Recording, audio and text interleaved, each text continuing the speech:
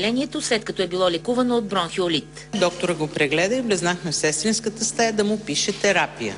Вратата се отваря и бащата започва да обижда доктора с нецензурни думи. Изведнъж този като стрела. Такъв силен шамар му удари, че на доктора паднаха очилата зад леглото. За да не се нажежава обстановката, червеняшка взема детето и отива в съседна стая да проведе лечение, междувременно звъни на полицията. Боят обаче продължава. Чувам 2-3 много силни шамара и един гръм, трясък.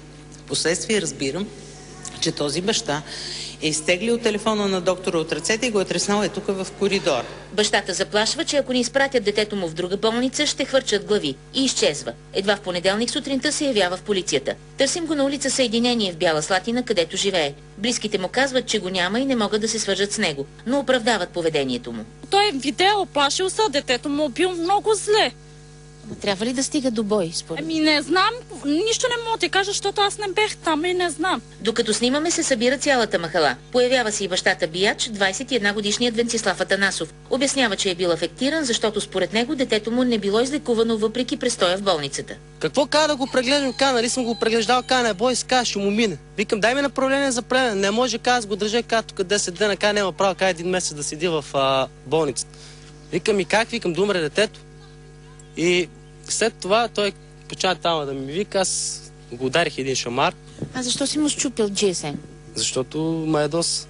Откриваме в дома му бития лекар, доктор Иван Янакиев, 71 годишен, с над 40 години стаж като педиатър в Белослатинската болница. Удари ме най-напред от едната страна, то толкова силно, че имах чувството, че главата ще ми се откачи. Но това го понесах. След това втори път, като му удари по другата страна, тогава загубих съзнание, паднах на леглото. Според бащата, лекарят пръв му се заканил. Почва ми се репчи, ще ме би, иска да ме изфърли от прозорец. Как ще изфърля от прозорец? Вижда, че ти си млад и жизнен. Едва ли може да ти каже, че ще изхвърли през прозорец? Каза ми. В болницата, която освен, че не изплаща с месеци заплатите на персонала си, не разполага и с охрана, всички са в шок. Може би родителите реагират на това, че детето е изписано ден и половина преди това. Но аз знам условията, при които там се отглеждат това дете и друго едно близко роднинско. 2 пъти от бърза помощ са ни докарвани тия деца, обгазени от някаква печка. В много тежко състояние. Аз съм отишъл, за да им помагам на тях и накрая да те оплюват и да те бият. И още един факт от ежедневието на хората с бели престилки в града. Преди дни ромска майка захвърлила новородената си дъщеря в детското отделение и повече не се върнала. Асия, която е само на 40 дни, ще бъде настанена в дом. Случаят с бития лекар се разследва. За тази сутрин от Бяла Слатина, Маргарита Стефанова.